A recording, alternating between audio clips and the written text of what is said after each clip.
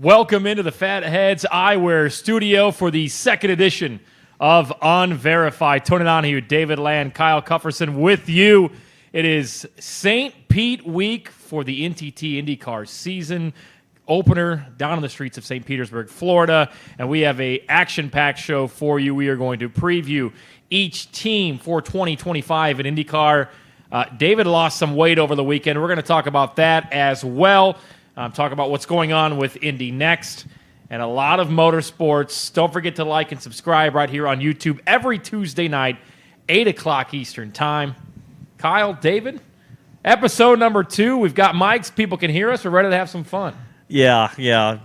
Contrary to what the know-it-alls in the comments said about the last couple of episodes, we did have mics, but with the way the studio is set up, it's set up for a television show where they can do post-production. Yes. And so we have these directional mics over our heads, and as it turns out, the mics over our heads were a little over our heads to figure out. Well, yeah. So we went with a much more... here. It's a great studio. Yeah. We love it. We went with a much more analog solution, and it should sound a lot better. And it should look a lot better. I think we're going out in 1080p, and we worked with the color grading. We did all sorts of tweaks and improvements to Unverified. So I think this is going to be a great second episode. To your point, Tony, the off-season is over. I refuse to call it the non-racing season. I will not call it the non-racing season. The off-season is over. Yes. We have some IndyCar to talk about, and I'm kind of excited to get into it. Kyle, thanks for all your help on this show. You will be manning the chat log for us on YouTube. I'm sure there'll be a lot of making fun of myself, making fun of David, making fun of you, but we're here to have fun. Let's make fun of David here first, because I have the thing here. So let's set the stage. David was in New York City over the weekend. Yes. You got to do some driver training with Hyundai, sorry. You need to say it right. Yeah, it's Hyundai. Hyundai. That's tough, Tony. Hold on. Let's. Well, you're going to say Indy Lights, so do I get to call you out on that? Before Tony just completely ruins all of these opportunities for me, I got to have a great opportunity with Hyundai and Brian Hurd Autosport. They invited me out to New York City, to Sports Lab in New York City, to do what they do every year with their drivers, which is kind of a cool and unique program, which is a Hyundai driver training camp, Hyundai Drivers Camp, and it's a very intense workout program. Yeah, something that I don't do, believe it or not. So I believe it. Don't you worry about that. I appreciate your flattery, Tony, but it was pretty intense. Yeah, I'll say that. Kyle, I think we have a picture. So Robert Wickens was one of the drivers you got to work out with. Yes. There it is. Oh, it's right next to me. Flattering. It's my favorite picture of all time. That is absolutely flattering. Is that your like profile photo on any social media account check? Because it should be. It should be. Let me tell you a couple things about this photo. This is one of the greatest photos that's ever been taken in the history of the world, and I'm not just saying that because I'm in it. Yeah. And it is 100% real. Yeah. That is 100%. So we did a thing called, actually, Rob explained this to me because obviously he does a lot of work outside of these driver training camps. I mean, he's still in very, very good shape. And we had just done something called a threshold workout, which essentially is the first thing you do, and it blows you up. Mm-hmm. And I got blown up in more than one way, I'm going to tell you. So did the toilet. It did, because I pooped myself. I pooped myself a little bit. At least you didn't throw up. I don't know which one's worse. Well, so here's the thing. One's more controllable than the other. Let me tell you something. It definitely went out the right side, I felt like, but I was so nauseous. Like, I got in there and I was keeping up with the professional race car drivers here for the first 5 minutes. And then I fell off a cliff. I was like a Pirelli tire in 2011. I was in big trouble real quick. Did you let them know you have a SCCA license? Did you let them know that? I've told them that a few times. I've told them that. But no, I mean, I ended up in the bathroom. I was dizzy. I mean, it was really. I mean, I was in bad shape, and I'm sitting. I'm sitting on the throne, so to speak, and I'm sitting there going, I'm about to let everybody down. Because I was supposed to do, this was 8 hours of workouts over 2 days, and I couldn't even get 5 minutes into my first workout. So I'm sitting there going, I'm about to let, all these people are relying on me. to do this, and now all of a sudden I might not be able to do it. But the cool thing about this whole thing, that's a funny story. The photo with Robert Wickens is an amazing, funny story that I'll cherish for the rest of my life. But what was so cool about this is that I learned a lot about myself through the process, and you guys are going to see more when we get to the 12 Hours of Sebring. I've got a feature that I'm going to be working on with a lot of the footage that we shot. So stay tuned for that. But the folks at Sports Lab really helped me learn about my body, learn what I need to do. I learned that I'm really not. So we're not going to Denny's after this. We're not going to Denny's after this. It's crazy. Like I have some positive aspects about my body. It's not totally like way off the beaten path. My two biggest problems I have is that I don't have endurance and I don't have flexibility. But those are two things that can be fixed. And so, with the help of Sports Lab, with the kind of assurance of my Hyundai teammates for the weekend there, I was able to get through it. And, there was a lot of, I obviously couldn't do as much as the professional athletes could, but I was very proud that I was able to get to the end of that program. And it was a kind of life-changing thing. And yes, a professional athlete like Robert Wickens. And he was, here's the thing. I'll say this. Nicest guy in the world. Dude.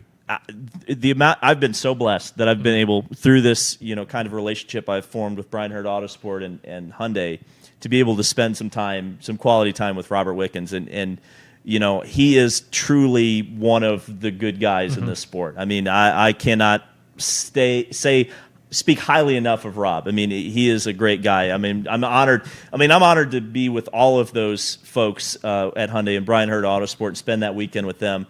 I learned a lot about myself and got to forge some great relationships. And I'll definitely take having to sit on the toilet once in an 8-hour session for that. And so look for more content coming soon on that. I think it's going to be pretty entertaining, and hopefully we can move on from there. Because one of the things that I want to do personally, and one of the things that I learned that I need to do is definitely keep up with my health. And so hopefully we'll be able to pursue that and have some cool content coming. That's hard to do on the road inside of a media center, but that's true. I want to give you props because what you did is tough, and it's even more tough when you are pushing your body to limits that it's never been to.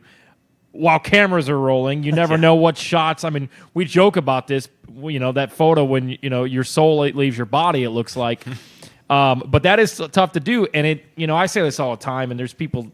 It's not as much of an argument as what it used to be, but we heard a lot of people, racing's not a real sport, and like what these athletes and these drivers go through from the pit crew to the drivers on any racing level when it comes to endurance racing is super incredible. And I also think it's incredible what Robert Wickens has been able to do in his road back to the cockpit, so to speak, and being able to drive a race car. So I'm glad you went out there, glad you had a good time, and I know we'll be looking forward to some of those videos, seeing you. We saw some photos and videos throughout the weekend, but I went to Pit Fit one time and worked out with Tony Kanaan and Sage Karam, and I mean, it was crazy. Like I was ready to just throw in a towel at any given moment. You have to leave your ego at the door when you do stuff like that. That was the attitude I came in with. Is I said, look, man, I'm going to look bad. I'm going to look a fool. I'm going to get completely outdone by every single person here.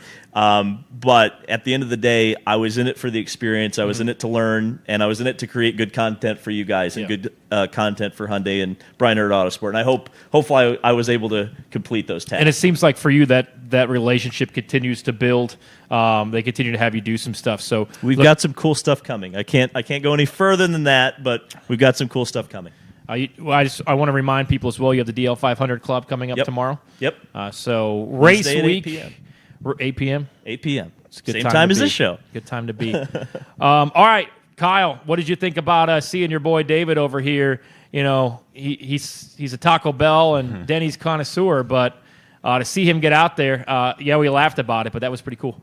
Yeah, from the days of I always made fun of David and told him to get into the gym from the days when we were doing the karting thing. If anyone remembers that, that's a throwback. But I'm proud of him. I'm excited to hear that you're interested in continuing this because that's something that I've actually done the last couple months since I moved here was start hitting the gym and trying to eat right and do things correctly. And we got to start playing pickleball this summer. Yeah.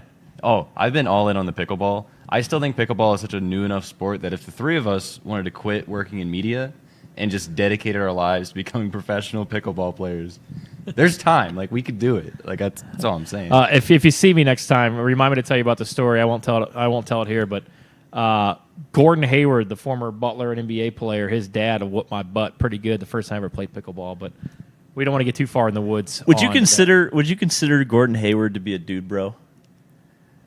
I'm sure. Do you think? Because I know you have some dude bro sources. Do you want to talk about a few of those now? What dude bro? No, you can't out your sources now.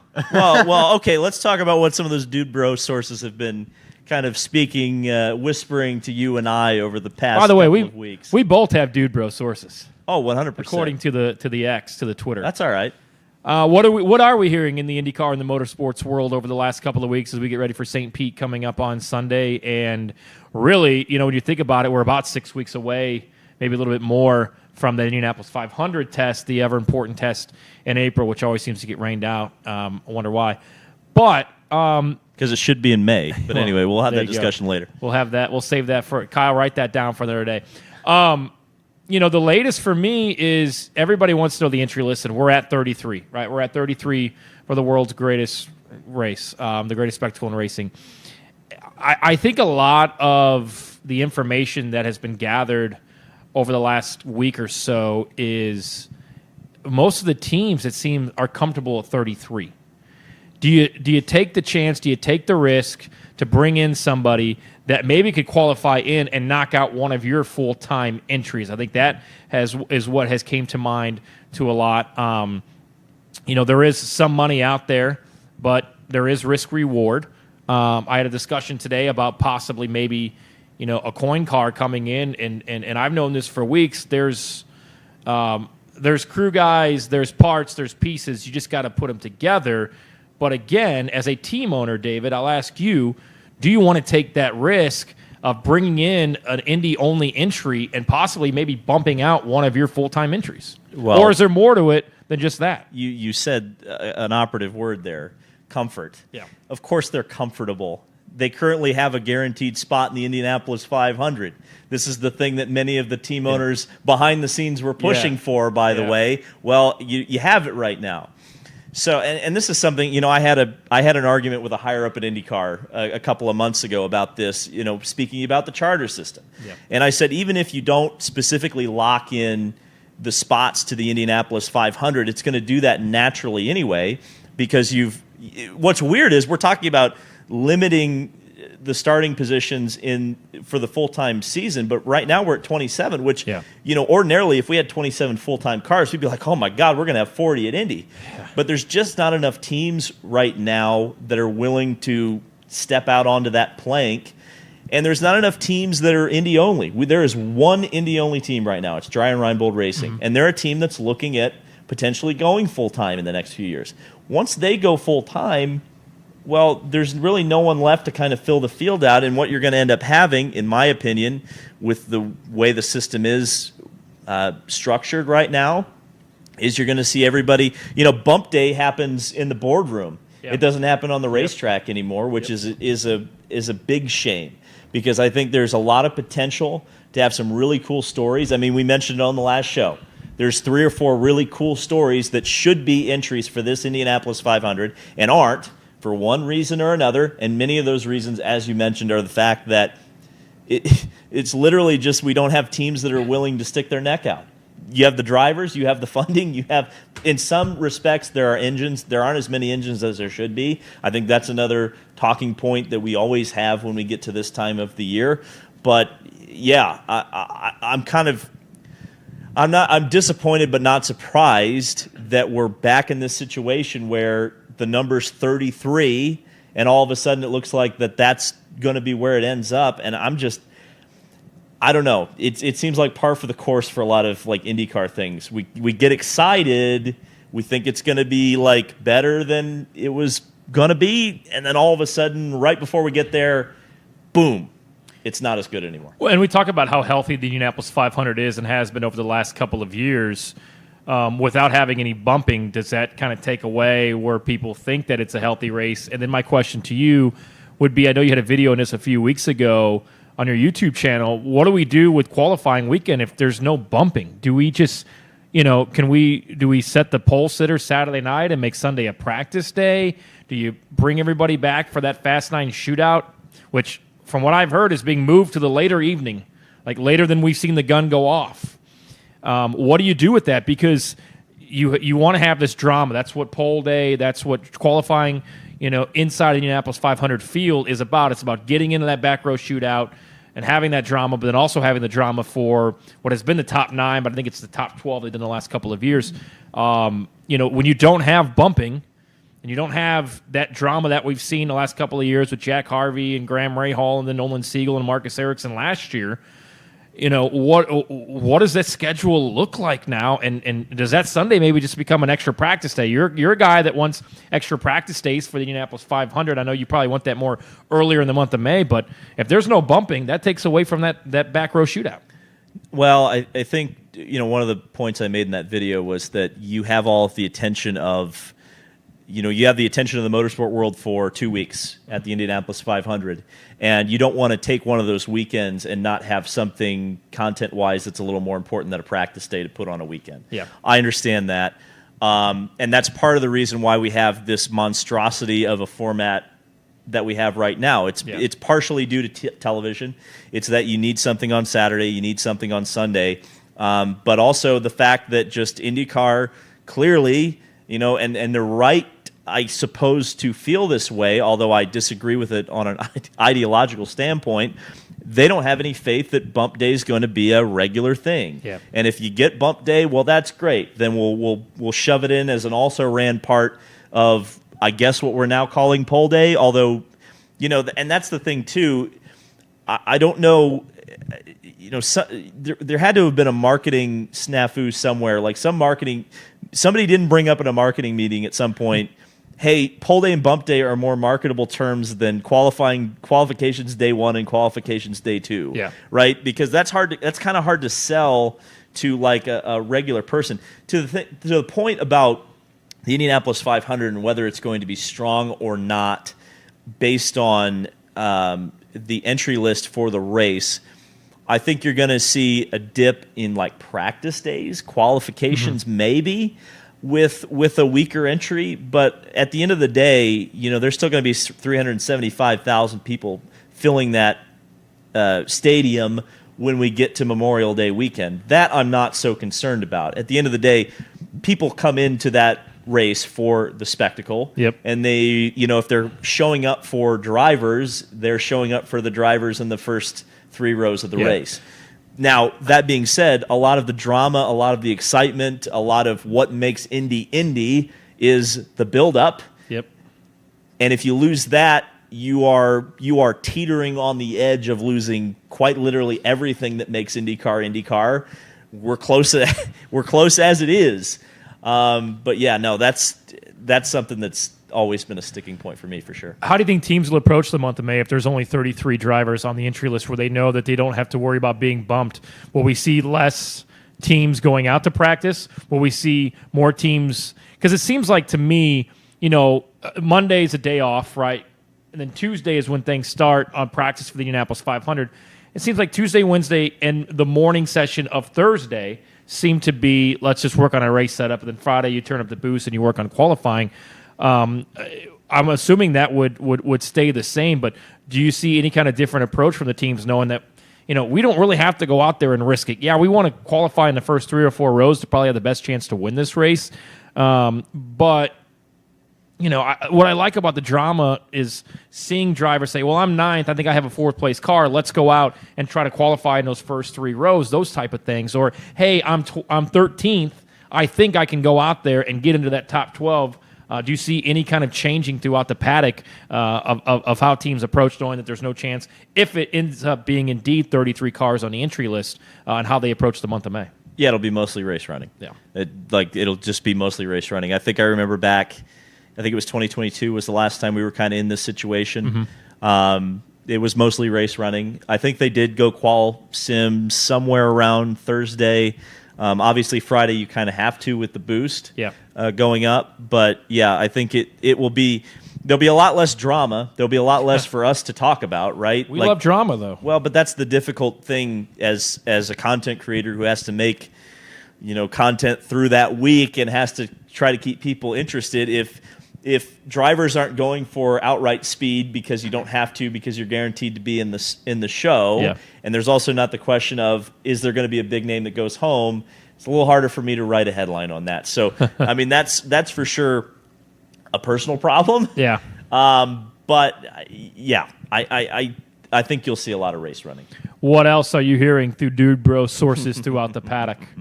Well, a few Dude Bro sources have kind of been coming to me recently.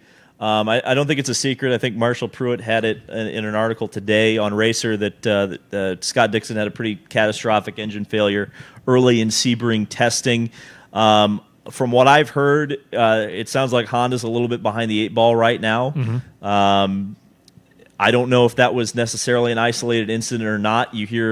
I know Marshall in his article says that it was an isolated incident. I've heard some things to the contrary. Mm-hmm. So, I think as we go into St. Pete, as we begin the start of this season, I think I would generally favor Chevrolet-powered cars. For sure. Or at least look at them. And also the first few races of the season typically favor Chevrolet-powered cars anyway. You look at the last few years at St. Pete, you look at, for example, Barber, and certainly look at the month of May in Indy. That's typically where the season trends, but I think it might trend a little bit further this way, because the other thing I've heard is that it sounds like Chevy's taken another pretty big step forward in terms of their drivability, which has always been a little bit of a problem with that particular engine versus the Honda.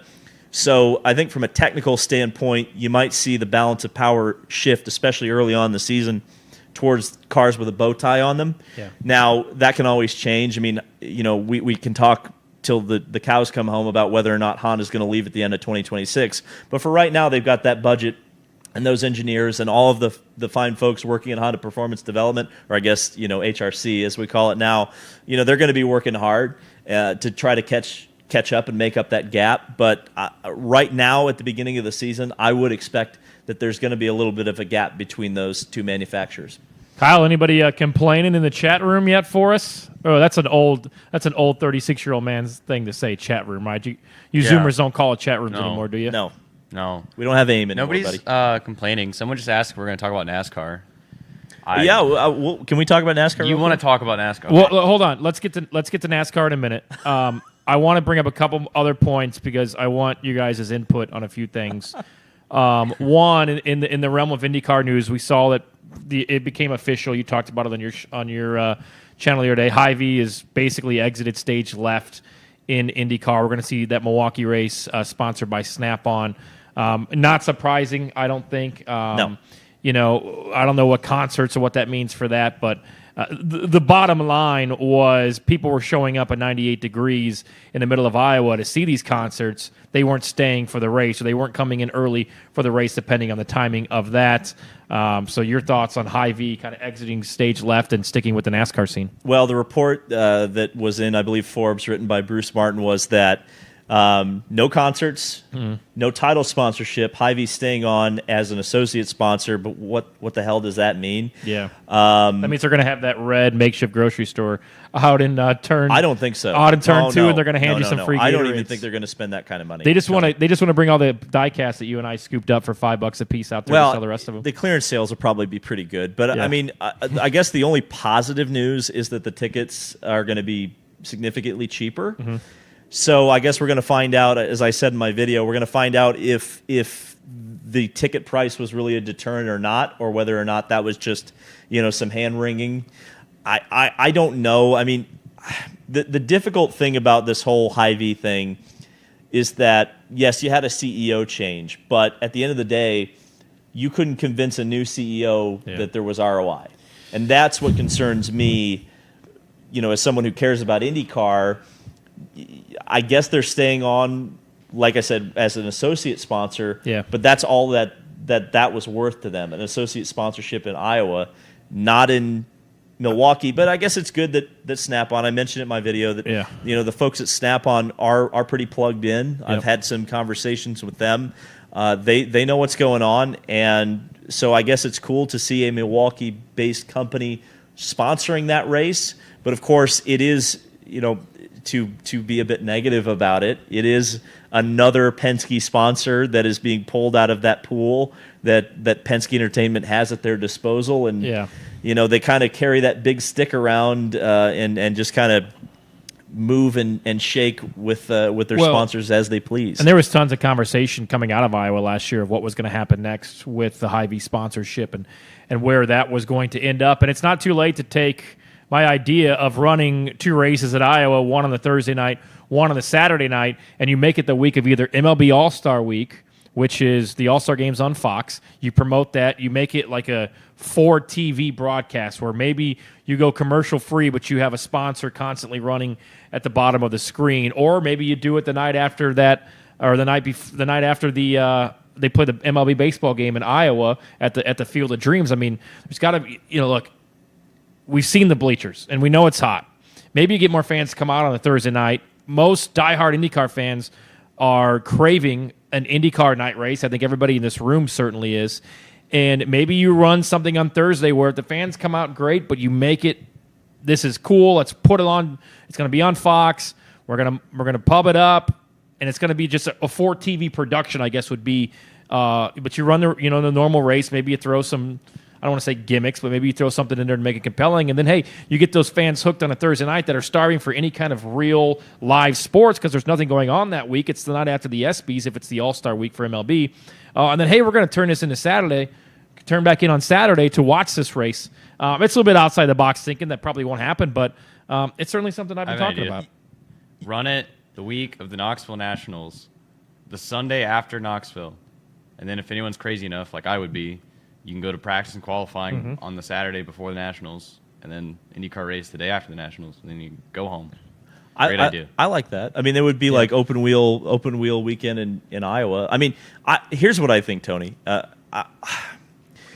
You're not gonna. You just complained about the crowd, and you want to run a race on a Thursday night in Iowa. Well, no. What I'm saying was you haven't gotten a crowd. Right. So don't worry about So Thursday, whoever shows up in the crowd, great. Yeah. But make it a big deal. Make it. I'm not going to say make it an all-star race, but make it a big deal for people to want to tune in. And on a Thursday night when there's no other live sports on, yes, it's summer. Kids at baseball practice. You're going to have to figure out what time you want to start it. Probably 8:30, 9 o'clock Eastern time, or 8 o'clock Eastern time.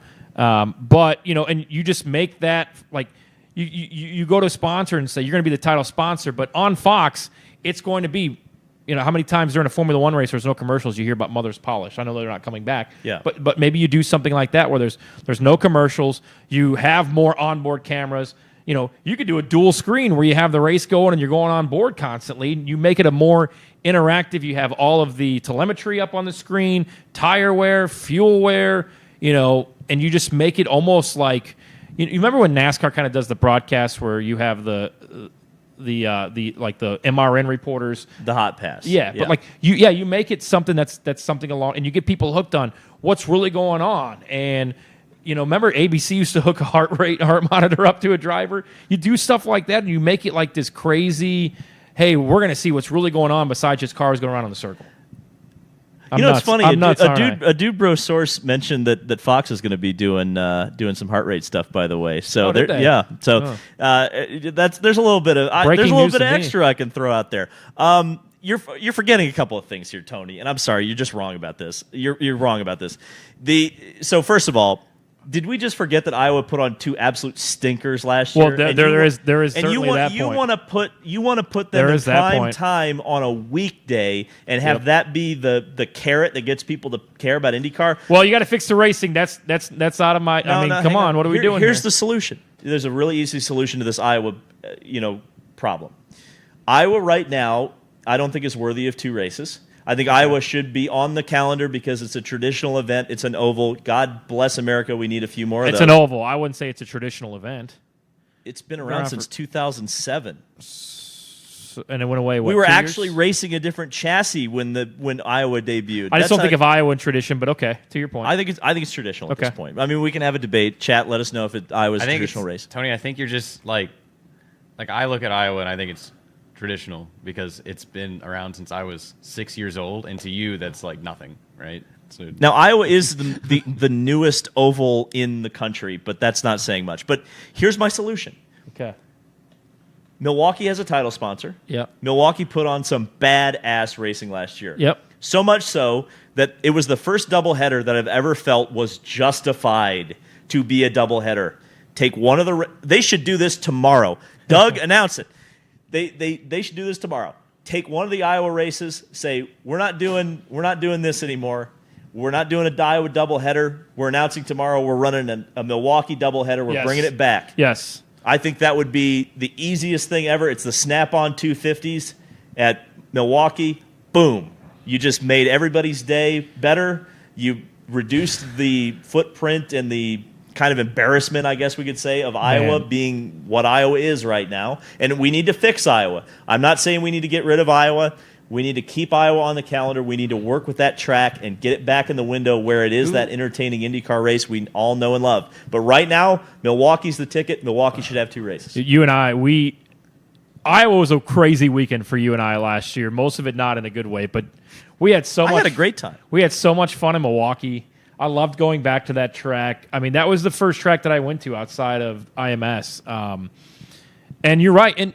And the racing can be fixed at Iowa because I remember going into Gateway and even Milwaukee last year talking to some of these drivers, and they're like, there's no second groove. It's not going to be a good race. And the only driver that was like, hell, I'm going to go to the top and use what I learned in a sprint car was Santino Ferrucci. And the 2 drivers in the field at Milwaukee with the dirt track experience at the Chili Bowl would be Santino and Connor, and they were the guys going Thomas Schechter style right to the around top. the outside. Right to the top. No, I mean, Milwaukee was, I think, outside of course, the month of May, and some personal bias, I would say, the Nashville Grand Prix. It was the highlight of the season. Highlight of the season. Let's talk about a low light that broke today. We've already lost the Indy Lights director. Indy Next. Sorry. I did it. Sorry, Indy Next. I even told you 7 minutes ago you were presented by Firestone. Well, I wrote Indy Lights on the board. We've lost the director of the series before. So call me. I'll do it, or I have somebody that'll do it. Just give me a call. But let me. This is what I don't understand: is why are we having all these firings or leaving, whatever we want to call them? It almost seems like the IndyCar. I mean, what is going on in the IndyCar office building right now? That's what I don't understand. I mean, I don't know, Tony. Walk me through this situation. I know you pay a little more attention to the Indy Next side of things than I do. I am a big Indy Next fan, and we'll have some news that I just want to talk about briefly with that. The timing, right? Because this is off the heels of Jay Fry, 2 weeks ago? Right. This is a gentleman who was hired, and he was hired as a Jay Fry hire. So is that something that kind of came into play? Like, former Penske guy, employee. And look, the timing is bad. Obviously, it doesn't make anybody look good. You've got an Indy Next series that I've talked about so many times. Sometimes I call it the broken ladder because Linus Lundqvist is a perfect example of. We need to put him on a milk carton.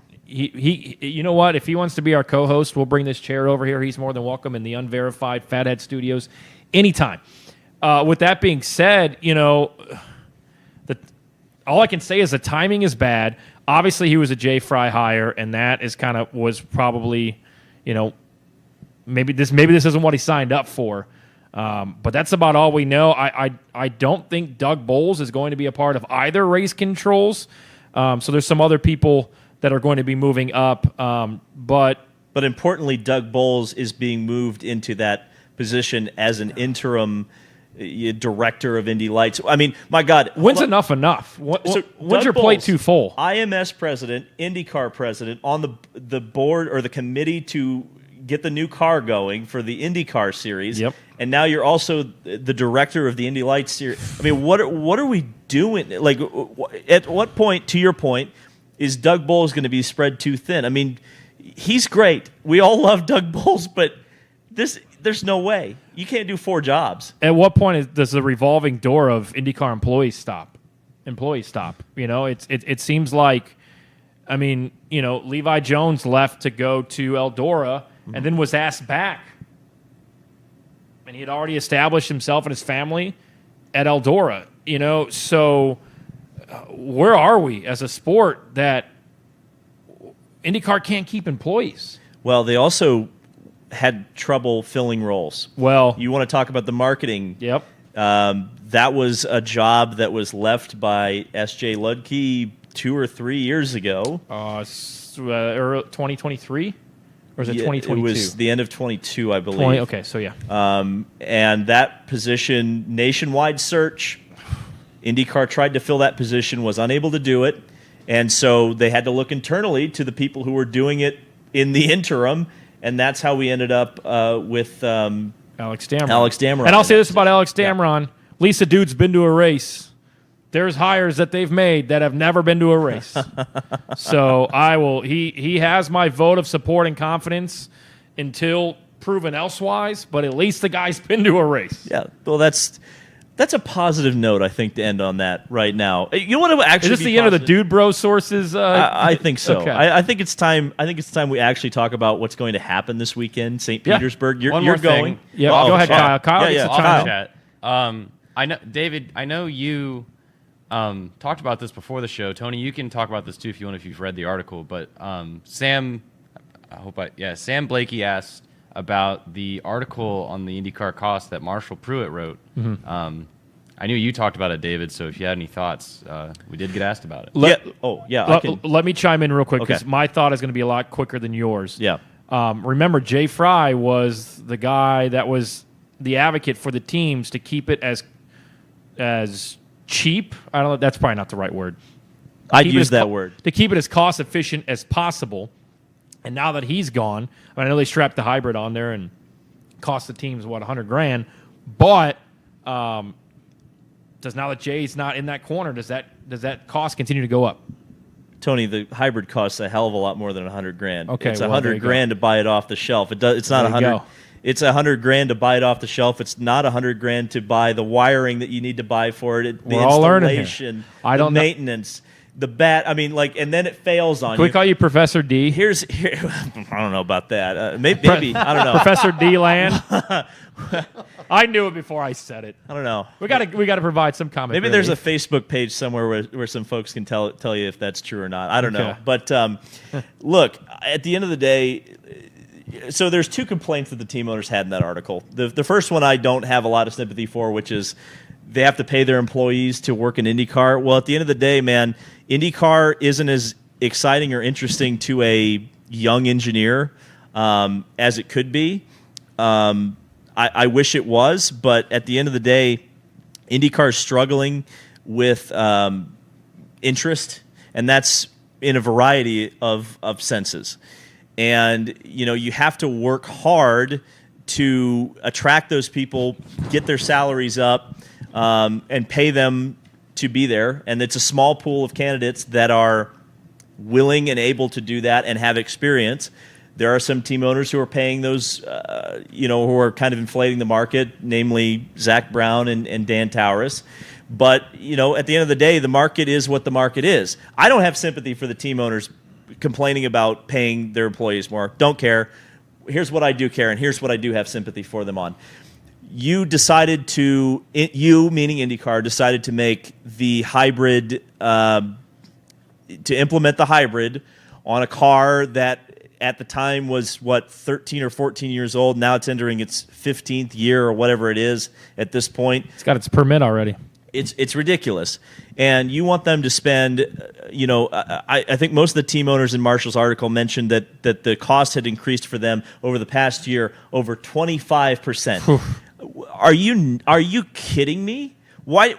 So the biggest failure, and perhaps this is one of the things that did Jay Fry in, quite honestly, if you were looking at it objectively, is that if you're going to increase the cost 25%, why in the hell didn't we do a new car?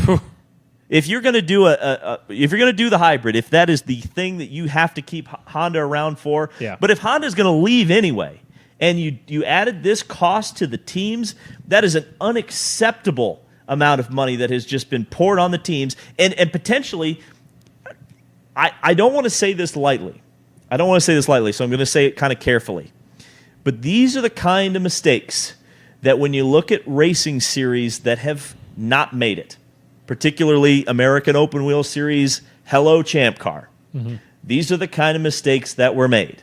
The exact kind of, and then you look at it from a history standpoint and go, oh, of course, why didn't they just think of that at the time? But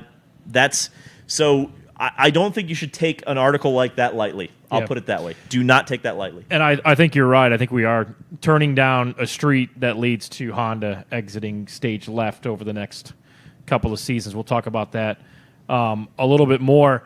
But we do have St. Pete coming up this weekend. I'll be down in there. Other news. Yeah, I'll be down there. You're staying. Tell the folks out there how they can be a part of a little race watch party with yourself. Yeah, I'm staying put this year. I've been going to St. Pete since 2020. This year, I felt like the storyline was a bit more focused on Fox Sports and the job that they're going to do. Yeah. So you can check out a live stream if you're on the David Land channel. You're in the right spot. We're going to be streaming live and free during the first Fox Sports broadcast. Free practice. For everybody or just DL500? Free for everybody. Okay. And then we're going to go DL500 Club for qualifying in the race, but you can watch it along with me. Yeah. And then I'll obviously be doing my race review on Monday. But should be a good weekend, and you'll get to see a lot of me this week. Yeah, and we'll have some interaction because I'll be down there. You and I will be obviously texting back and forth. Tony's going to do his Tony thing. We're going to have a lot of Dude Bro sources to talk about next week. I like St. Pete. I have friends down there. I'm looking forward to catching up with Susie Weldon, who was mentioned. She will be a part of the ceremonies throughout the weekend, as will Sebastian, and then when Ollie gets in town as well. We got Mazda MX-5 Cup down there. That's going to be a hell of a race. That's going to be a banger. That will be the best race of the weekend. I am feeling very confident in saying that. Well, there is no chance of any kind of push to pass happening this weekend, so that's good. You would certainly hope not. Penske put out a tweet that I thought was quite interesting. They said something to the effect of like every detail made or something like that. Every I dotted and every T crossed or something. It was some tweet, and I said, "Are you guys talking about push to pass? Yeah. No detail, no stone unturned or something like that." I don't know. Maybe Kyle can bring that tweet up, but I don't know. I guess we'll throw it over to Kyle because I feel like we should start working through the teams in IndyCar. Because there is a lot to discuss as far as I think Andretti and Penske are the only two teams that don't have any changeover. Obviously, there's always changeover with crews. I think I don't know if it's cool or fun, but one of the crazy things about going to that first practice session on Friday is like, oh, this guy's moved from this team over to this team, and oh, this right front tire changer's over on that team. He got a promotion. That's cool. So we'll certainly see that coming up on Friday. Most people don't care about that, but I like to know where some of the people I talk to have gone to. No, that's good for Dude Bro sources. That's good for Dude. Kyle, where should we start? What team should we start with here? We're going to do this alphabetical order, gentlemen. Oh. And I'm gonna be timely about this. I'll cut you guys off, Yep, but we're also during this segment we're gonna incorporate the chat a bit. I'm gonna start letting you know what they're talking about as we go team to team. So first team, AJ Foyt Enterprises, new driver with Dave Malukas joining. Santino Ferrucci has been saying in the offseason that he's been laughed at when he says that he's a championship contender, but he believes it. So yeah, and they are also without Michael Cannon. So. Championship contenders a bit until maybe June 1st, but okay, a bit steep. Which isn't when I'm sure he's great on the other ovals as well. The Michael Cannon avalanche is going to be something that we'll talk about. I'm sure in June. I don't know. I think it's a bit lofty of a goal for Santino to be a championship contender. I think his goal is top 10 again. Yeah. I think it's going to take David a little while to get acclimated to that team. You don't have the testing anymore like you used to. So I think it's going to take him a few races. I think by May he'll be up to speed. Now, of course, he might prove me wrong and just go out there and wax the field in St. Pete. But I think AJ Foyt Racing is going to – I think for them, I think you want to stay right about where you were in terms of the championship contention last year. I think any kind of a regression wouldn't be a surprise. But I also wouldn't think that it would be outside of the realm of possibility. I also think it would be something that would be very, very disappointing for AJ Foyt Racing if they do regress. I guess I'll put it that way. I think either the 4 or the 14 can win on an oval this year. I think we can all agree with that. I think you're right on Malukas. How does he handle going from Hondas that he's raced in? And obviously, he had some testing with McLaren and a Chevy, a year and a half ago. But how does he adjust going to a Chevy? But look, I think both of these drivers are going to be great on ovals. Santino was incredibly consistent last year. which consistency does win championships. I would be stunned if he was top 3 in the championship, but I think a top 7 championship run this year would be good. Land on a podium. They obviously had a pole in Portland last year, so the program on road courses has taken that next step up. I'm excited to see what these 2 American drivers can do. And I asked David Malukas, I asked Malukas this on Media Day. I said, I don't want to look too far ahead of the schedule, but you got to be chomping at the bits to get back to Indy, and he was super excited. So I think there is a strong chance that either driver can win on an oval this season. I would put down if Malukas is going to win a race, I would say Gateway. Yeah, that's easy. That would be my. Yep. All right. Yep. You boys ready to go Chili's? Let's go to Chili's, baby. Yeah, Chili's. Triple dippers. All right, Andretti Autosport. Only one of these cars looks the same this year. Herta, championship contender last year. Kyle Kirkwood, probably the most underrated driver of 2024, I'd say. And Marcus Ericsson, who's in a new ride. So, well, they took away. Never forget what they took away from us. I know people like to say that with the Freedom 100. I loved how those cars looked last year as far as a livery standpoint. The black and pink on Kirkwood, the teal and blue on Marcus Ericsson. Colton Herta had a great year last year, probably one of his best. He finally wins an oval race, which I thought was huge for him. I expect nothing less than major strides from Andretti Autosport this year. Obviously, the TWG news that we saw with Dan Towers today, I think this is a team that has to move forward. I think this is a team with 3 cars, with 3 race winners inside of those cars. They should be contending for podiums, top 6 starting positions, and wins throughout the season. All 3 of them. I have high expectations for Andretti Autosport, who all 3 drivers showed last year that they had some tough luck and they didn't have the results that they wanted. And all 3 drivers proved that they can finish on the podium and contend for poles. So my expectations for Andretti Autosport in 2025 are incredibly high. Interesting note, Dave, before you start from the chat, someone already pointed out that this is also for Andretti the first year without Michael Andretti fully at the helm. So maybe talk about that and if that'll impact him a little bit. The first year since 2002. Michael obviously bought the team in 2003, but I mean, you go back to like the Team Green era. Michael wasn't a team owner at that point. I think he might have had some share in the Team Motorola side of that, but like the Dario, Paul Tracy side of that team, Michael didn't own. So it's been a while since Michael was a part or wasn't a part of the team in an ownership capacity, but I don't know if it's going to affect him all that much. Because the team is still the team. I think Michael is a big part of it, but Michael also, wasn't the only reason that team was successful. Yeah. Looking at success, I think I have the similar expectations that you do of Colton Herta. I think anything less than the top 3 in the championship is a disappointment for him. I think Kyle Kirkwood has to win races again. That's something that he struggled with last year. I think he needs to become a kind of a regular at the front of the field for him to have a good year. And I think, I'm going to be hard on him. I think this is a make-or-break year for Marcus Ericsson. He always 100%. says, I'm best in my second year with a team. Well, Marcus, now's the time. Because I think I don't want to necessarily say this with too much confidence, but I think there's a little bit of lack of confidence on the Andretti team side in Marcus Ericsson right now. I think Marcus needs to kind of win that side back over to him. I think we all know Marcus is talented. We all know he can get it done. But right now, the favored sons on that team are Colton and Kirkwood. And Marcus is kind of the other guy, right? Who was on Fox and Friends? Yeah. Or perhaps we should say who wasn't on Fox and Friends yesterday, right? It's Colton, it's Kirkwood, Marcus nowhere to be seen. Marcus has got to live up to, hey, I'm an Indy 500 winner. Hey, I can win on street courses. Hey, guess what? I won St. Pete a couple of years ago. I think that's a major storyline this year because I think it's also a contract year for Marcus Ericsson. So he's got to get it done this year. Let me ask you this about Andretti Autosport, or Andretti Global, excuse me, put one in the jar, Andretti Global. Do you feel that there is a level of we have to perform IndyCar-wise because, as we know, Dan's very interested in the Formula One side of things. That's where they're heading. As Kyle mentioned, there's not a lot of sponsorship on these cars.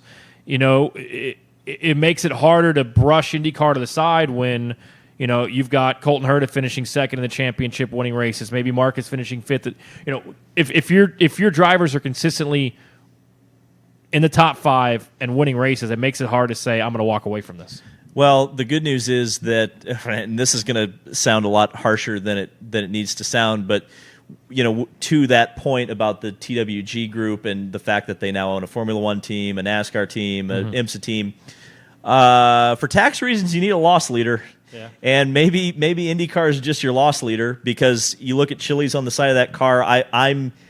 I'm a bit skeptical that there's much cash exchanged in terms of that. You look at Bryant and how small they were on Marcus's car last year, how big they are on the car this year, and of course, Gamebridge is just towerous as it is. But I think there is going to be a question mark. When I bring this up to some people in the industry, they kind of poo-poo it, and maybe I'm just up a tree somewhere, but. To your point, I do wonder if at some point Taurus looks at IndyCar and goes, do we really need to be here with our Formula One program? We'll see in the future. That's probably years away from being a legitimate concern, but I think it's something that in the background we should probably be paying attention to a little bit. You guys would be really jealous when Kyle Kirkwood comes to the media center this weekend and hands out Chili's gift cards to people. Then the NASCAR driver that was sponsored by Chili's at Daytona, he was walking around the media center handing out Chili's gift cards. Yeah, you saw that and you got real excited. Yeah, so Kyle Kirkwood, I tweeted you. I expect at least a $25 Chili's gift card. I already put the TikTok out there that we were the ones who manifested Chili's on that car. Like, there's no way we were making that joke a year ago and they're on an IndyCar. Like, well, the joke was that I wanted everybody to come with me to Chili's. And we did. We went to Chili's. The day after the 500, a new tradition. So if I get handed a gift card, we'll use it for the day after the 500, and we'll continue our going to Chili's tradition after the 500. Kyle, next team. All right, let's get into it. Arrow McLaren, Pato, Nolan Siegel, and Christian Lundgaard. I think a lot of people are talking about Lundgaard right now. Yeah, I mean, I mentioned this yesterday. The driver that I'm looking to have the best results early at a new team is Christian Lundgaard. I know we'll talk about this. Toronto comes to mind, the street courses. He's obviously had really good runs in the Indianapolis 500 the last couple of years. I'm excited to see what Christian Lundgaard can do. I put together a power rankings today, had him in it, did not have Nolan Siegel. But I like Lundgaard. I think he wins a race this year. Can Nolan take that next step? He talked about the comfort level that he has going into 2025 of, hey, I don't have to worry about I'm in Indy next and I'm going to go to Coyne and now I'm running a Junko's car. His ride is set. He's ready to go. Obviously did not have a good test last week at Sebring. And for Pato, I think it's continue to win races. He's been great at St. Pete. He's been great at the 500. He's always a threat to win on ovals. But I think Lundgaard is going to take a huge step this year and become. And I'll say I think Lundgaard will become a championship contender this year. I wouldn't go that far. I will say I think Lundgaard will probably win 2 races this year. Mm-hmm. But it's always tough when you go to a new team for the first time. Yeah, right? and the Honda to Chevy switch is always difficult. Well, I mean, I think he's driving the right engine this year. Yeah. But I think that Christian Lundgaard will be very impressive. I think we're actually gonna be surprised how fast he is, because quite honestly, I think Rahal was holding him back a lot more than maybe we realized. Yep. There's a reason that they wanted to keep him as badly as they did, and they were so upset when he left. Put it that way. Yep. So I think Christian Lundgaard 100% is going to be one of the drivers to watch this year. I think he's going to be a hell of an exciting driver to watch. I have something to say on Lundgaard. Yeah. Because he is incredibly fast and insane, but I think the thing about that, the first year at McLaren, when you look back, it took Rossi and Rosenquist a whole season until they got results. Ericsson too, when it was So I think the judge Lundgaard in this first year, that's what we're gonna have to look back on, is the Rossi and the Rosenquist, and like you said, Ericsson, because those McLarens. And the other thing I'd want to ask about is how different those cars are to drive versus the other cars. 'Cause I've heard some, like when Rossi was going through his first season in Rosenquist, like the reason is like something about those cars, the way they're set up, are way different than an Andretti car. Well, it's because no one likes Pato's setup. Yeah. That's the thing. At the end of the day, it's Pato's team, and it's Pato's world, and you're living in it. I think Pato, with Lundgaard, I think you're going to see very, very impressive results. And to Kyle's point, I think you're going to see impressive results compared to the other drivers who have been in that car. Yeah. I think that's going to even elevate it even more. Pato, Indy 500 or bust. You got to win that race. I don't even know if I'm Pato, I don't necessarily care about the championship this year. I think you got to get on the Borg Warner Trophy. Yeah.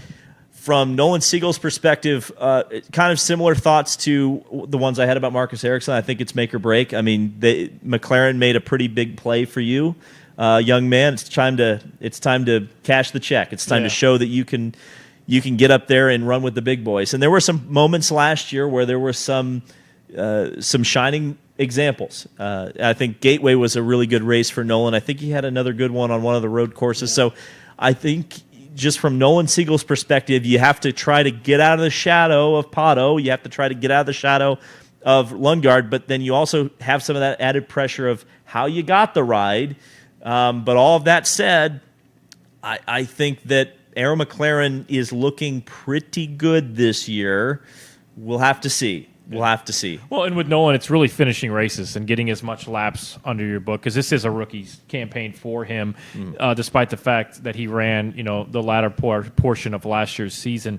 And he's kind of Tony Kanaan's investment, right? We saw how Tony was on his pit stand last year, kind of helping him out after, trying to get him into the Indianapolis 500, even though he was running for Dale Coyne. And now at TK, which the news finally came down that he was going to be team principal, which I think was one of the worst-kept secrets inside the IndyCar world in the paddock. But definitely Nolan just needs to finish races, get those laps underneath, and the results will come. What's next, Kyle? All right.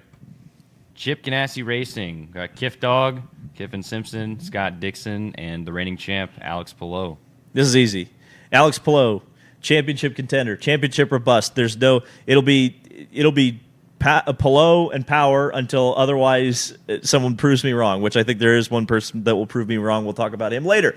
Scott Dixon. Mm-hmm. There's some talk about regression going around IndyCar. Believe it or not, there are some people within the industry that are saying, is Scott Dixon regressing? And I say, probably, but Scott Dixon regressing is still better than 90% of the drivers who have ever driven IndyCar. So Scott Dixon will probably find himself in victory lane once or twice this year.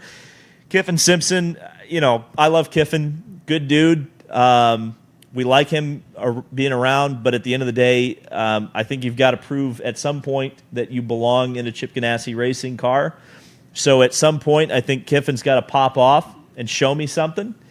But outside of that, I think it really, to be brutally honest, it's a two-car team there with a bit of an anchor behind the other two. For me with Kiffin, it's kind of like you mentioned, just finish races. He wasn't awful last year. He was pretty consistent where he was. He made a couple mistakes, but not as many as most rookies make.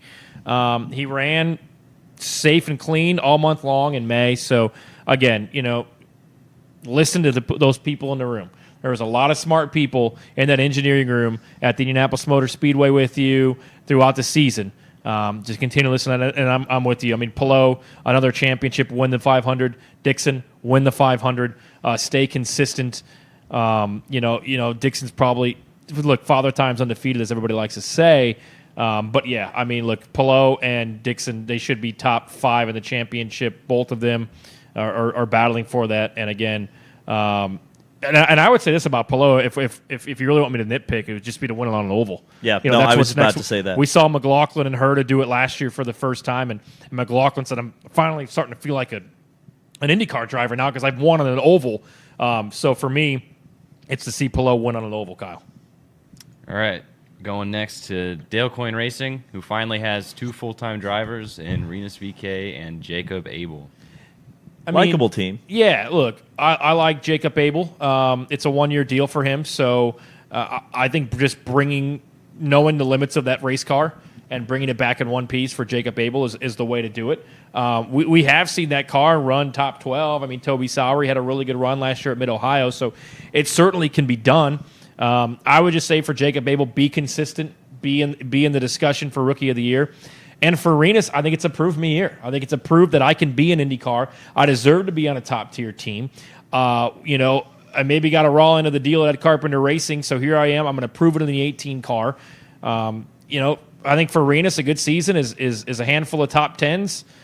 qualify well at Indy, finish well at Indy, and I guess you see how that propels you through the rest of the summer. Sneaky strong combination here, I think. I think a lot of people are going to be surprised by this team. I think that Rinus is very strong. I think he's got something to prove. Yep.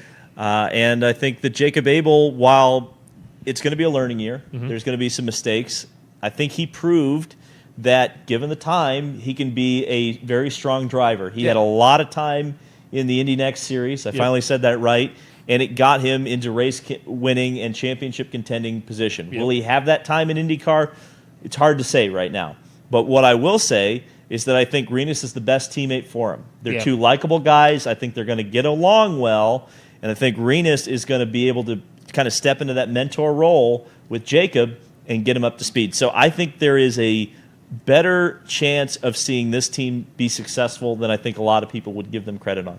I'll say this about Rinus, and you could say it about Colton too. You forget that I think Rinus and Colton are both 23 years old.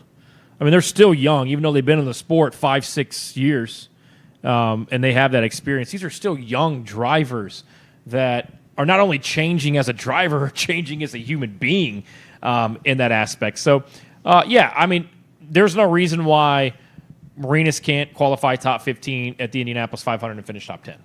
Kyle. All right. Moving on to Ed Carpenter Racing. This is one of the big talks of the town this year with Christian Rasmussen going full-time. Yep. And the huge addition for that team of Alexander Rossi. Talk of the town. They're the biggest rebrand of the field, I think. Maybe the town of Speedway. I don't know about that. So Rossi will be quick at Indy. Yep. I think easy top 3 rows. I think potential race winning contender there with his friend Ed and Rasmussen. Rasmussen was awesome last year at Indy. I think Christian definitely is ready to have a breakout year. I hope he doesn't have a sophomore slump because I think he was really impressive at times last year. Rossi, you got to prove yourself again. Maybe that Arrow McLaren situation wasn't the best. We know it wasn't the best for the last couple of years there at Andretti. Now is the time. Now is the time to prove yourself because now you are the de facto team leader once again. Yep. That was where he thrived at Andretti Autosport, was when he was the guy there. You are the guy again. Show me. Yeah, I'm with you. There is high expectations, I think, from IndyCar fans and the paddock on seeing the new look liveries, seeing the rebrand for the team. Obviously, Christian Rasmussen, who had a hell of an Indianapolis 500 run last year and was the most entertaining car throughout the month during practice sessions. Why didn't he win Rookie of the Year? Because a guy named Kyle Larson was there. And that's we'll have to look up the rule book on what the definition of the Indy 500 Rookie of the Year is, but that's for a different story at a different time. Look, Alexander Rossi win a race, I think would be huge. Ed Carpenter Racing hasn't won a race since Rinus in 2021. I think Rossi is a contender, as you mentioned, not just for the top 3 rows at the Indianapolis Motor Speedway. I think he's a contender for the pole. I want to say this too. So, and there's maybe a little, I don't know, bias is the word. What Ed Carpenter did last year to step out of that race car and give somebody like Christian Rasmussen, who I've known since he was 16 years old, that chance to go out and prove himself, and he did. The only mess up was, whatever side you want to take with the crash with Graham at Milwaukee. What Ed did to take himself as a team owner out of that race car and give him a chance, that's hard to do. Yep. That's really hard to do. So that's certainly commendable. I would love to see Ed, be up front at Indy, have a chance to win. I don't think he's been in contention since the 2021 race, I would say, which seems like it was yesterday, but it was 4 years ago. It's because the car's the same. Yeah, well, yeah, that's true. And for Rasmussen, don't overdrive the car. Bring it back in one piece. Sometimes, he will go for a gap that's not there, and you end up sideways. So stay consistent. Bring that car back in one piece, and I think Rasmussen can rip off 5, 6, 7 top 10s this year, and really have a good year. And for Rossi, be up front in Indy, and I think that he's certainly capable of doing that. Kyle. All right, we're going next to Junco Salinger Racing with Connor Daly back full time and Stingray Rob. Let me start this one out. There's a lot of changes that have happened at Junco Salinger Racing. There are a lot of people that have been let go there that I feel shouldn't have, but that's another story. we don't know what's going on. Obviously, the three of us in this room, and I think a lot of people right now, are big fans of Connor Daly, and we want to see him in that car all season. But there's a chance that team ends up, as we saw when we got to Road America last year, is kind of a dumpster fire. We need to see if Stingray Robb can be consistent. We need to see it's time. This is your third year, Stingray. It's time to contend for top tens, be quick, make some progress. As far as Connor goes, we talk about guys having make it or break it years, and it just seems like every time Connor gets in a car, no matter who he's driving for, he once again is having to prove himself. So I'm a wait and see approach on Juncos. Man, I don't know. I like Connor a great deal. I think he could do it. I hope he has the car underneath him to be able to have the results that he deserves. I can keep it pretty brief here. I mean, Juncos is in a pretty tough spot right now. Yeah. Stingray's solid for the year. Stingray has been, a pretty solid shoe. I mean, quite honestly, hasn't made as many mistakes as I think his reputation would tend to have you believe. I think that, at the end of the day, obviously, the hopes and dreams of Juncos Hollinger Racing lie with Connor Daly in that seat. Yes. I think we'll see him early on in the season. I think probably through May, I would hope. We'll definitely see him at St. Pete. But past that point, we don't know. And so, I know for a fact he's going very, very hard on the sponsorship search right now. Somebody sponsor the kid, as Robin Miller would say. Well, 100%. And I hope he does come up with that money. I think he kind of got done dirty by one particular person in the polka dot sphere. But at the end of the day, I think this team's going to have a bit of a struggle right now. Yeah. And who would have thought, because you go into last year and you would say that the driver combination of Romain Grosjean and Augustine Canapino would potentially be a stronger team and a stronger combination, one that you would look at more favorably than the one that they would be entering 2025 with. But that is the situation we're here right now with Juncos Hollinger Racing. Yeah. Kyle? All right, moving on to Meyer Shank Racing with Felix Rosenquist and Marcus Armstrong. They have the new partnership with Ganassi this year as well, so big changes there. It's time for this team to win a race, bottom line. Yep. It's time for this team to win a race. You had a great Indianapolis 500 when Elio won. You came back the next year. Both Simon and Elio finished top 10 at the Indianapolis 500. Haven't done much since. Marcus Armstrong, can you win a race? Felix Rosenquist, can you prove that you can win a race? Only has one race win. We know he's a great qualifier. Can you take those qualifying results that Felix has been so good at and win a race? Bottom line, we could talk whatever you want, but Meyer Shank gets to win a race this year.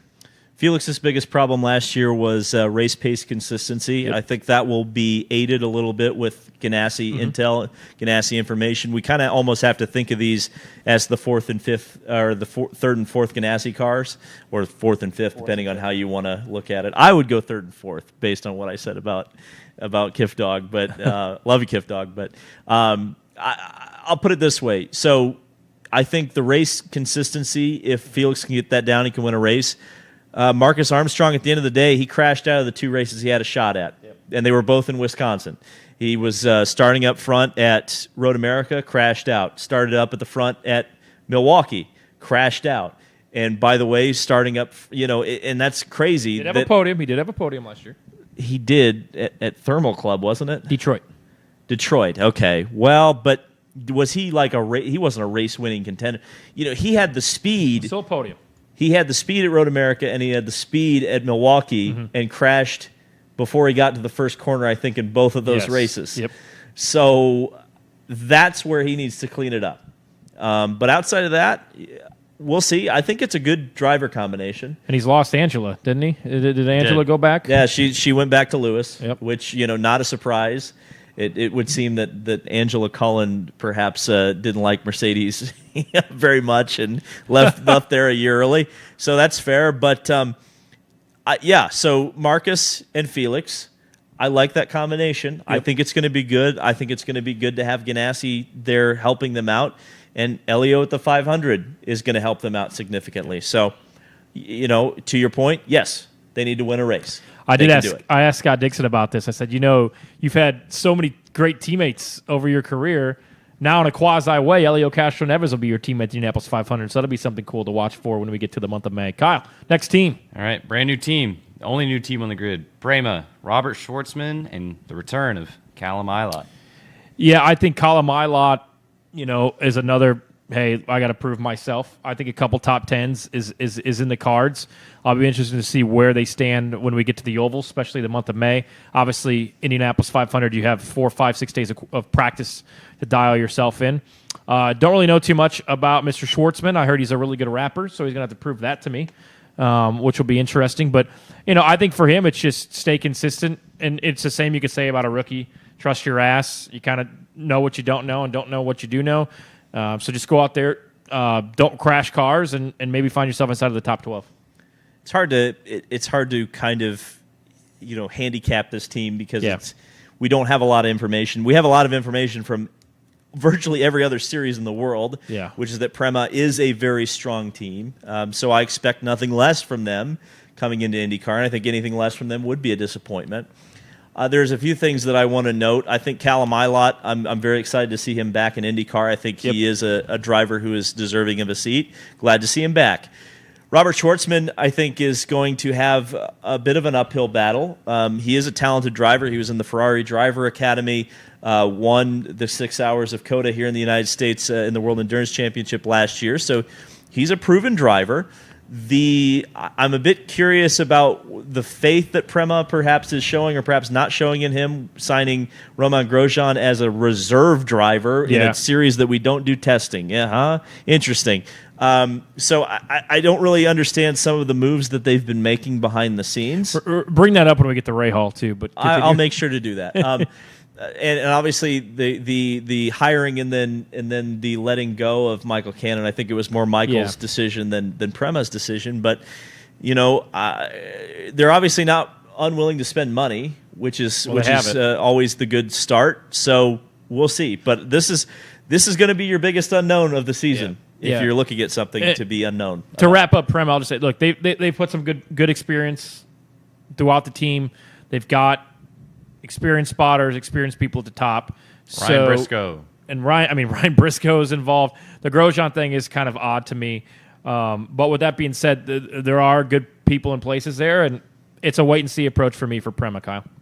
I'm so happy that Ryan Briscoe is back in the IndyCar paddock. Can you tell? Were you even alive when he was racing? Yes. Okay. Wasn't sure. I miss Ryan Briscoe driving the Glickenhaus. You're not going to know what that is because you don't follow sports car racing. His car split in half in front of me one time in Chicagoland. It's one of my best friend's one of my best friend's first races. What was that? 05 Chicago. 05, yeah. Wow. Yep. All right. So, moving on to a team that needs to prove themselves. Rahal, Letterman, Lanigan. Graham Rahal, the return of Devlin DeFrancesco in the rookie season of Louis Foster. And we don't know. Somebody tweeted me today. They said, Tony, can you please make it your mission to see if Yuri Vips is walking around this weekend in a Rahal Letterman Lanigan polo, or have we lost him? So, but we'll put him on a milk carton too. Yes. So as far as Rahal goes, Kyle said it. It's prove it. We've heard from Graham over the last couple of years that we've made this progress. We're making strides. Sometimes we saw that in flashes with Christian Lundgaard. Graham had some good showing 2 years ago. Last year, I don't think it was obviously one of his better years. Devlin, welcome back. I like Devlin a great deal. I think he'll be fast. I think he'll bring a dynamic to that team, and he's going to be good at the IMS road course. He'll probably have a good run at the 500. I just think for that team, consistently qualifying better is what's going to be the difference this year. I think this is going to be a struggle this year for Rahal.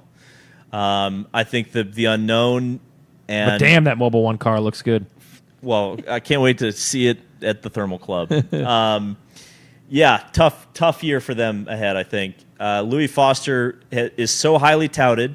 I think he could be a Christian Lundgaard-style diamond in the rough. Okay.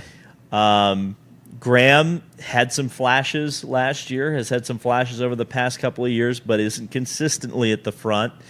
And Devlin, again, I could probably say the same thing, but it doesn't instill me with a whole lot of confidence in that team right now. I think if Foster can kind of take up the leadership role. But here's the thing. he's in the 45 car, and the 45 car has typically struggled a little bit. Yeah. And I just, it's tough. This one's tough. I just don't. I think they are going to struggle a little bit this year. My opinion. We shall see it. We talked about this last week. The last we've heard, and things can change. And I think a lot of people are waiting on whether or not Sato comes in and is involved. But I don't. You better. Yeah. I think you got to. I mean, well, then again, you're guaranteeing bump day if you do that. True. You might as well just not enter another car and then just say, well, if we lock the back row out, well, at least all our cars are in. Kyle, I think we have one team to go. Yep, last team, Team Penske with Newgarden, Scott McLaughlin, and Will Power. This one's not going to need much explanation, I don't think. No, I mean, look, all three great last year. I mean, Will Power crashed out of Indy, the seatbelt thing, that sucked. McLaughlin let a few get away, but still won races. Joseph won Indianapolis 500, and I'm not going to hold any results after the 500. It seems like every year the driver who wins Indianapolis 500 kind of takes a little bit of a dive as far as the results the remainder of the season, although he still won races. All three are now winners on ovals. They can win. I mean, I know we're already over, but what else say about Team Penske? I'm taking McLaughlin to win this weekend. I think Joseph is going to be in contention to win a third Indianapolis 500, and I love. You and I joked with him a bit in the elevator at Nashville. I've loved the resurgence that we saw last year of Will Power. Yeah, so, I mean, Will Power, until he proves otherwise, championship contender. I know it's a contract year for him, so he's going to have a little extra motivation to potentially either show Team Penske that he's still worthwhile to keep around or perhaps another team. By the way, his management team, I believe, is associated with McLaren and Ganassi, so let's file that one away for later on this summer. Kyle, you writing these down? Yeah, write that down, Kyle. Yep. No, well, that's the great part about recording these is we just have it in perpetuity. Joseph Newgarden, yes, I think the third in a row at Indy would be spectacular. It's something no one has ever done before. But I honestly think somewhere deep down in the heart of hearts of Joseph Newgarden, because you see it in press conferences, and I don't know if he's ever vocalized it. I'm going to ask him about it at some point this year. I think he might rather win a championship than win an Indianapolis 500. Because I think it would prove that he can do it over the course of a season rather than just at one race. I think it's almost like flipped. His career's almost Maybe flipped. If he hadn't won a championship before, but he has. I'm telling you, I get the sense from Joseph that he is like, it bites his ass like no other, that Power and McLaughlin are beating him up and down silly in the championship versus Indianapolis. That's what I agree with this sentiment because, like, if we talk in 20 years about Joseph Newgarden. He's a two-time IndyCar champion, but then there's always going to be that asterisk later on in his career. It's like, well, he never beat Alex Palou in a championship fight. But he beat him where it counts. Twice so far. Well, that's true. Which could change when we talk about it. I would say this. I mean, I get what you're saying, but we'd have to go back and look, and I will. It's almost like you lose that Detroit race if you won the Indianapolis 500. And in the past, it was like you lost two because it was a doubleheader. And it's a draining week. I mean, you wouldn't change it for the world going to New York and doing all the photos and the media stuff, but by the time you get to Detroit, you're just drained, and we've seen that. We have seen that with dating back to the early 2010s with drivers going to the next race the following weekend and not having the results there, and it just seems like it almost takes 2 to 3 race weekends to get your bearings back after you won the Indianapolis 500. That's well, for sure. And so that, if history repeats itself and Joseph doesn't win the Indianapolis 500 for a third time in a row, I would think he would be a very strong championship contender, but not stronger than Scott McLaughlin. And I think Scott is the guy that I'm pegging as the champion this year. Had he not gotten a big old goose egg at St. Pete last year, I believe he would have been the champion if I remember correctly. So, So let's just assume right now he doesn't score 0 points at St. Pete. Why are we not talking about Scott McLaughlin as the IndyCar champion for 2025? I think he will be. I think you are. I think I had a bet on him last year of over 1.5 wins. I'll certainly do that this year. I think he wins this weekend down in St. Pete. Him or Pato O'Ward is my pick. McLaughlin, I think, as we mentioned with Colton, now that he's got that oval win underneath his belt, he needs to improve at Indy. I think he would tell you that. Yes, he had the pole last year, but the last part of that race, he wasn't really a contender for the win. I think he ended up finishing 6th, if I'm not mistaken, in Indianapolis 500. There were a couple things that were kind of out of his control, but yeah, big expectations this year for old Scotty Mack, and I think he's going to deliver. St. Pete and championship, you think, for Scott? Are we in agreement on that? Because I feel like we could get that real easy, get that part real easy done. Yeah, I mean, look, and then let me just go out on an absolute limb here. I think the championship contenders are going to be the 3 Penske's, Palou, Dixon, probably Colton Herta, which is kind of what we had last year. Maybe Pato's right there as well. Well, the car hasn't changed. Why would you expect it to be any different? Yeah, you're on that. You're looking forward to 2028, aren't you, sir? No, you're not. I'm not. Scott Dixon is, I think. But look, I mean, I've kind of enjoyed getting to know Joseph Newgarden over the last couple of years. To be honest with you, he wasn't really somebody that I cheered for. But I mean, I think when you win Indianapolis 500, somebody's going to grow in you. And the amount of time that you and I have been able to spend with him over the last year or so and kind of getting to know him, there is a part of me that wants him to kind of just take that villain role over. He is a Yankee fan, so he doesn't want to do it. But he's not going to do it. I tried to poke that bear in Detroit. I was like, Joseph, if you just act like it. And he's like, I don't want to. I'm like, okay. I will say this: I think Joseph is ready to just have everything that happened last year, besides the 500 win. The restart at Gateway, obviously the push to pass, in the rearview mirror, and moving towards 2025. So. I think Team Penske wins the most races as a team. I think they end up winning the championship, and I'm not going to bet against them to not win the Indianapolis 500 because all 3 of those drivers are plenty capable of it.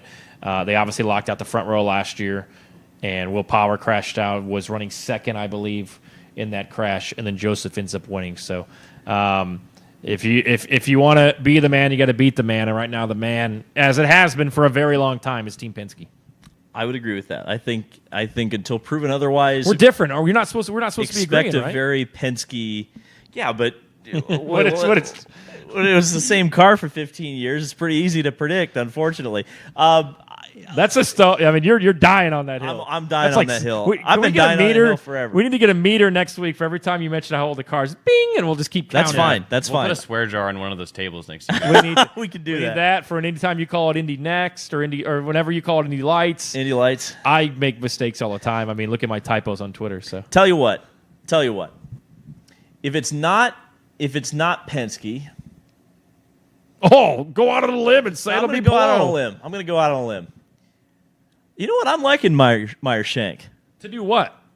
Win some races, be in contention, maybe take a step up. Let's do it. Let's say it. There we go. All right, over under 1.5 wins this year for Meyer Shank. I'll take the under. Can I take even? 1.5. You can't win a half race. Oh, okay. Well, we'll say over. Okay, we'll mark over. it down. So that's your bold prediction? 2 wins for Meyer Shank this year. Kyle, do you have any bold predictions for the 2025 IndyCar season? Graham Rahal's going to win a race. Okay. We're at 82 minutes. Mic's cut off. We've gone over. We've gone way over. Thank you for watching Unverified. Follow us on all of our social media channels. We are ready for a big-time weekend down at St. Pete. David will have, can we call them watch parties? We'll call them DL 500 Club exclusive content. DL 500 exclusive content. I'll be down there. Be sure to follow that as well, and let's get ready for an awesome season. Indy Next is going to be down there. There's some talented drivers that are in that series, and that's just going to be a great week ahead. I'm excited. You haven't stopped talking about the 6-month off season. Well, now it's down to 5 days, my brother. It's over. We're almost our long national nightmare is almost over. Got to give a couple shout-outs real quick. Thanks to Fatheads Eyewear. I think I look pretty good in these glasses and their great studio here. Yes, it does actually sound good, folks. It was just a skill issue. And also, a shout-out to the shop. Use our promo code down in the description below. I'm wearing one of the hats. Tony's got one of the shirts on. I think that...